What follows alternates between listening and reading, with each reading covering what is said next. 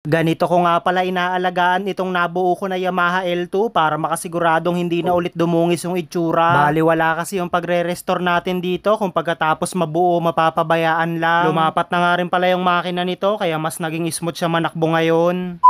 Habang inaantay ko nga pala yung ibang piyesang pinahabol kong bilhin para dito sa binubuo kong Yamaha C70, magme-maintenance muna tayo dito kay L2. Dahil hindi ko nga pala to ginagawang baby dito sa garahe, madalas na ginagamit ko siya sa labas kaya medyo dumungis na yung itsura niya. Halos tuwing hapon na nga rin pala umuulan kaya may mga bakas na rin tong chrome parts natin ng watermarks. Yun kasi talaga yung isa sa kalaban nitong mga chrome parts natin kaya kailangan alagaan talaga sa punas o kaya sa ligo. Sabi kasi ng ibang followers ko na nakapanood nung binubuo ko to, parang nakakahinayang daw to ibiyahe sa labas. Pero dahil binuo natin to para magamit sa araw-araw kaya hindi ko talaga to bine-baby dito sa garahe. Pero syempre sa pag-aalaga tayo babawi para hindi agad siya lumuma. At ito yung isa sa pinakamatrabaho sa pagme-maintenance kay Project Lolo L2, itong gulong. Then ito nga pala isa sa mga maintenance na ginagawa natin dito kay Project Lolo L2 since ginawa nga pala natin siyang orig na white sidewall. Ito yung disadvantage niya. Pogi kung titignan pero yun nga matrabaho sa pag-aalaga kagaya nito ayan oh.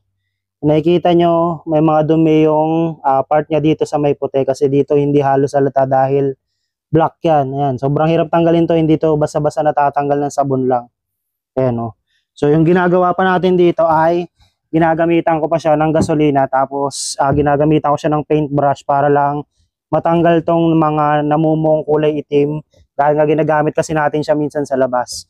So para matanggal natin itong mga libag na to, ito ang kailangan natin dyan, gasolina, right? Bali tuwing isang linggo nga pala yung paglilinis ko rito sa gulong natin dahil nga puti yung gilid, kaya halata talaga kapag marumi. Hanggat maaari rin kasi ayokong gumamit ng madungis na motor lalo na maraming nakakilala sa kanya. Para mapabalik natin yung kulay puti nitong white sidewall na gulong natin, ito talaga yung pinakamabisang gamitin dyan. Hindi kasi naobra yung mano-mano lang na sabon tapos saka mo kukuskusin, hindi talaga siya matatanggal. Bukod sa hindi rin talaga biro yung pagbubuo ng motor na to, lalo na't 1979 model, medyo pahirapan na yung pyesa kaya dapat alagaan nating maigi. Bali yung discarding ginawa ko nga pala dyan, pagtapos natin matanggal yung mga dumi, saka ko nga pala nilinisan ng tubig na may sabon. Hindi naman marumihin yung pinturang pinili natin dito kung tutuusin, sadyang inaalagaan ko lang talaga yung chrome parts. Halos presyo na rin kasi ng motor yung mga chrome parts niyan, kaya kailangan talaga natin alagaan. Kaya pagkatapos nga pala natin masabon pati itong mga rayos, nung natanggal na yung mga watermarks, binuhusan ko na rin ng tubig. So dahil pamper day nga pala ngayon ni Project Lolo L2, ito meron tayong gagamitin sa kanya na glass crystal FX ng MTX. So napapansin nyo halos talagang sobrang kintab na talaga ng body parts nito ni Project Lolo L2. Pero syempre para mas mapakinang pa natin yan, ito nga pala yung ginagamit natin para sa pamper day niya. So ipapakita ko sa inyo yung magiging itsura kapag napahira na natin ito. Right? At para mas maalagaan natin yung body ni Project Lolo L2, itong MTX na glass nga pala yung gagamitin ko. Bali hydrophobic at water repellent nga pala to, at para mas lalong kuminang pa yung body nito ni Project L2. Kaya para maipakita ko sa inyo yung magiging itsura kapag katapos natin magamit to dito, sinimulan ko na nga palang i-spray. Pati nga pala yung basahan na ginagamit natin, MTX din to, para naman makasigurado tayo na hindi magasgasan yung body niya. Sa dami na rin talaga ng motor ko sa bahay, masasabi kong ito talaga yung pinakamatrabaho sa paglilinis. Hindi kasi kagaya ng ibang motor ko sa bahay na halos plastic lang yung mga kaha, ito kasi purong bakal. Kaya masasabi kong hindi lang nagtatapos sa pagbubuo natin dito yung responsibilidad, kailangan talaga alagaan. Pakita mo ng malapitan. Hindi lang masyadong halata pero kung sa personal mo titignan, ang laki talaga ng pagbabago. Yan, sobrang nakakasilaw na siya, yung reflection ng araw. Talagang halos sa lahat ng gilid may kita mo. Then ayun, pagdating naman sa makina nito, ayan, papakita natin yung tunog ng makina. Ito partida, hindi ko pa ito nagagamit ngayong araw. Ayan, malamig na malamig yan, elbow niya. Oh.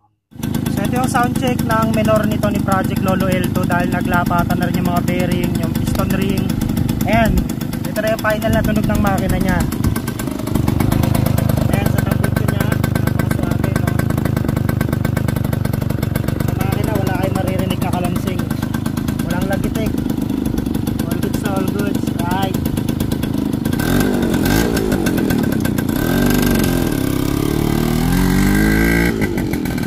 Iba pa rin talaga sarap sa pakiramdam na magkaroon ka ng ganitong klaseng motor, lalo na't medyo may edad na rin siya. Kaya sa mga makakasabay nito ni Project Lolo L2, busina na lang sa daan. Tapos ayun nga pala, sa September katapusan may paparapol nga pala tayo ng motor. Sa mga nagtatanong kung paano, napaka-basic lang, dapat mag-register kayo dito sa pinakabagong laro. Itong Wagi Plus. Tapos sa inyo makikita yung laro rito. Bahala na kayo ha.